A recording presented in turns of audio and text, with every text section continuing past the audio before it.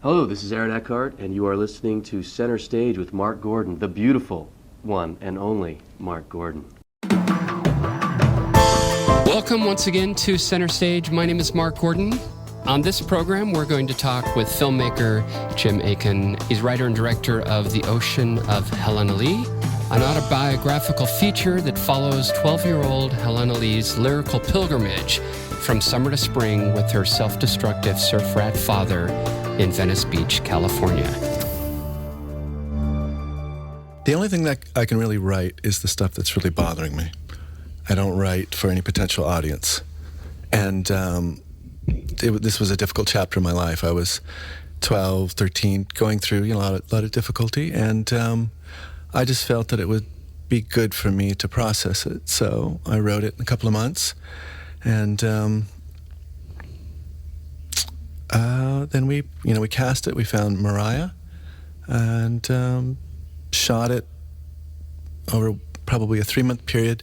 I wanted the film to cover a year, summer through basically summer to summer of her life. And we shot it in about a 2-month period, and we just sort of used the weather to indicate the different seasons.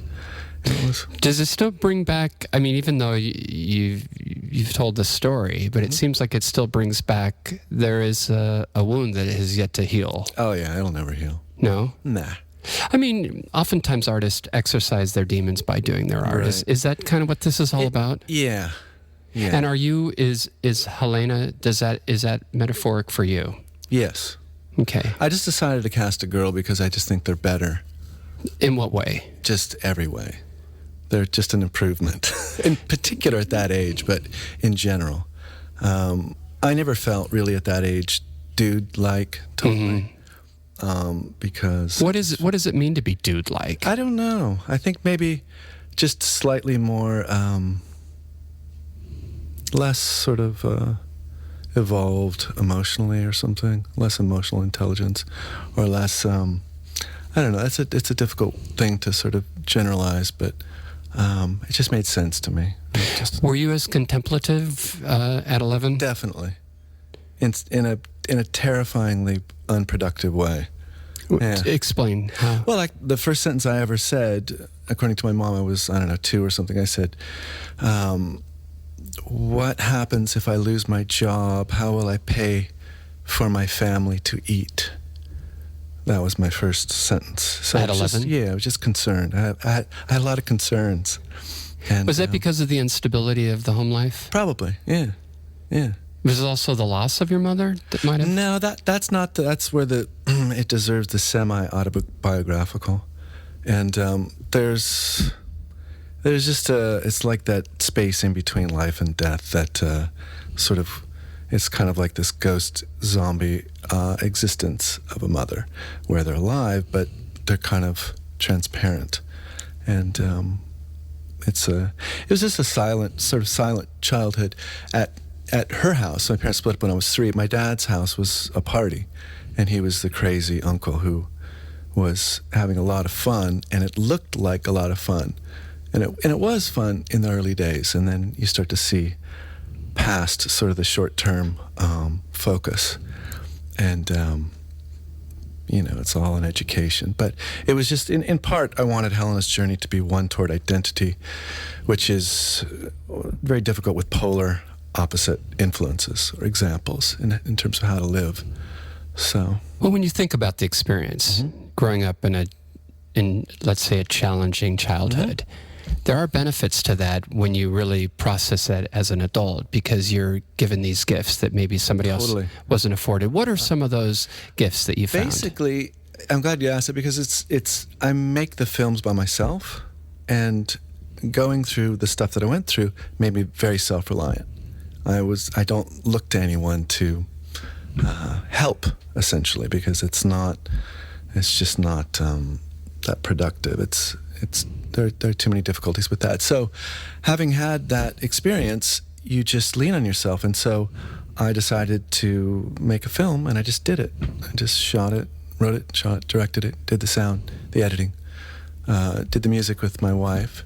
And so it's like a one-man band. And so, yeah, I definitely agree. There's an upside to going through difficulty.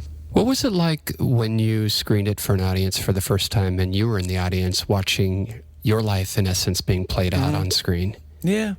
I mean, you hope that it translates, I suppose. And, you know, when you talk to people after the fact, after it's screened, you get that sort of charge that people connect. But what's great about it, and I think it was maybe tying it a little bit to what we were talking about just before this started about the punk rock realm. And in a way, when you're young and you choose punk rock as your kind of identity, you're sort of excited by its exclusivity and the fact that you will be rejected for it.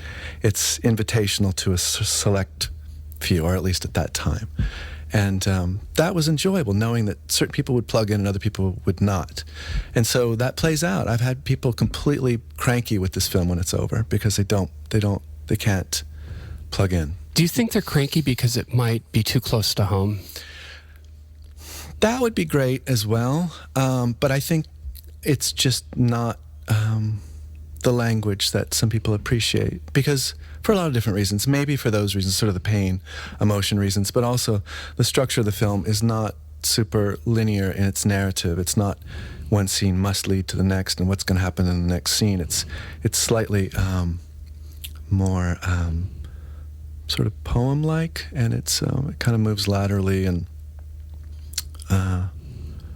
it's certainly not a plot-driven expression. And I think that's why I came so late to film. I used to watch movies as a kid and be completely bored. And it wasn't until I was 20 when I saw Rumblefish. And I thought, oh, this is a film, because it reminded me of music. It was much more dreamlike, and it did not rely on sort of plot tension. It was just a series of moods and flavors, and the music and the cinematography and the characters just existing, and it was much more interesting to me, and that's where I sort of woke up to the power of film.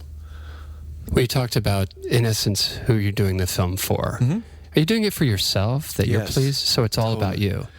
Definitely, because as someone who tries to create something, the odds of having anyone care are extremely small.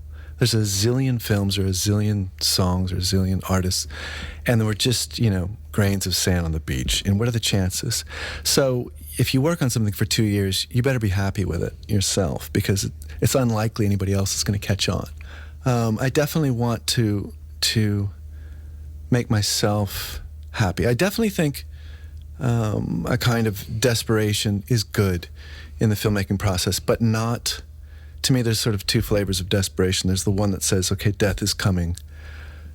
Do your best. Maximize sort of whatever talent you have. Use it all. And don't shortchange sort of the effort.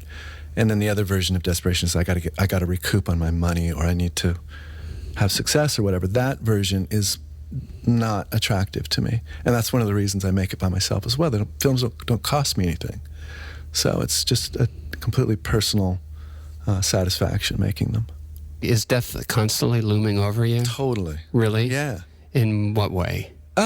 Just its truth, its certainty, and in the fact that if you don't look at it, I feel that you don't completely value each passing day. What makes you feel validated and self-actualized?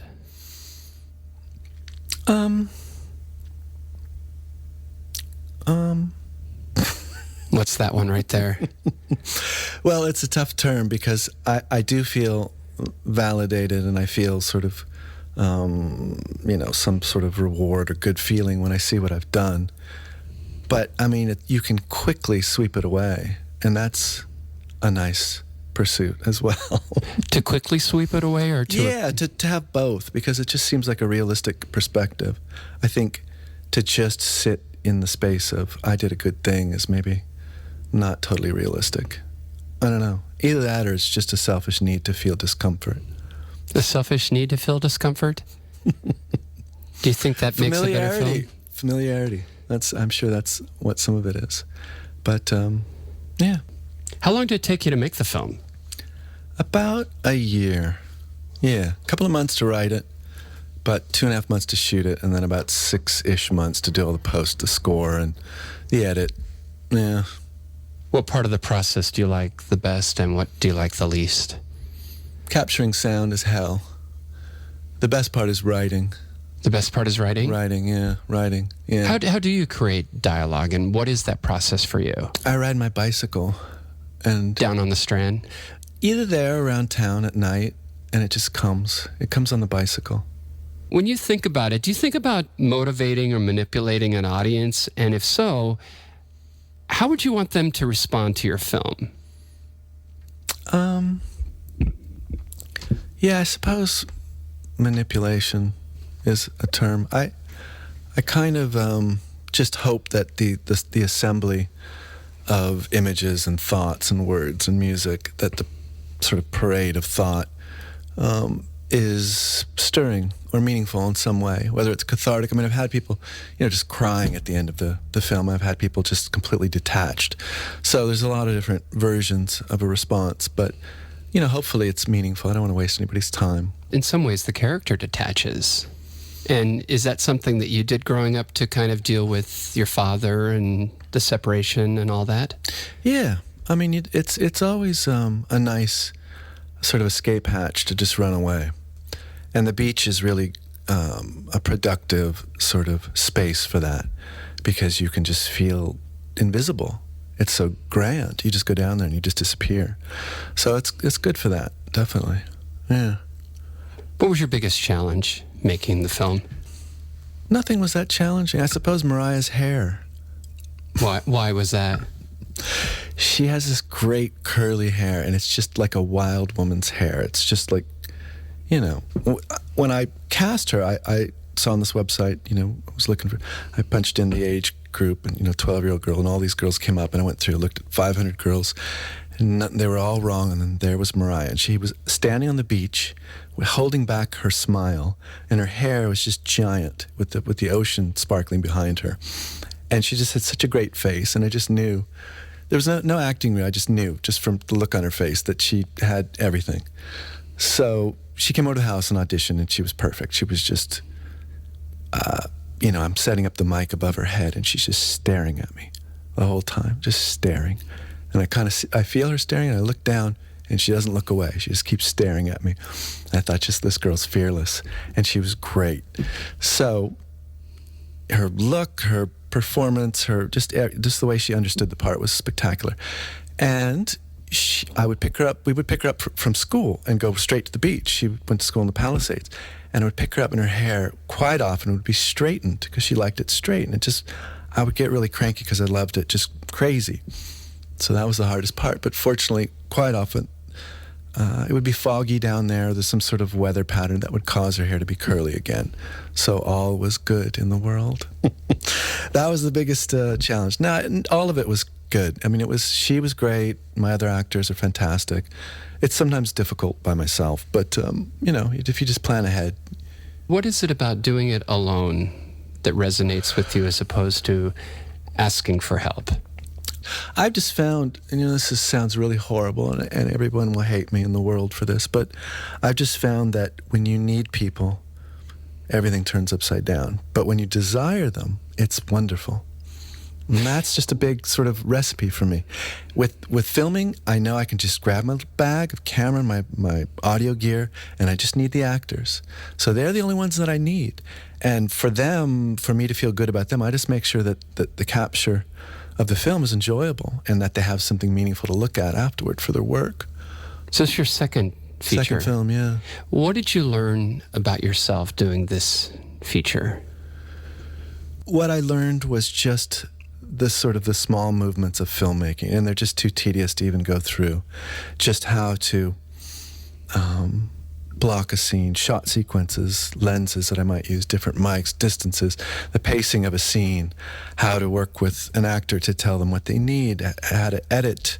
Just every time you go through all those little steps, you learn something, and it's difficult to even break down what that learning is. It's just, you have an instinct that it gets refined every time you jump through those hoops. So you held camera and you did all that? Oh, yeah.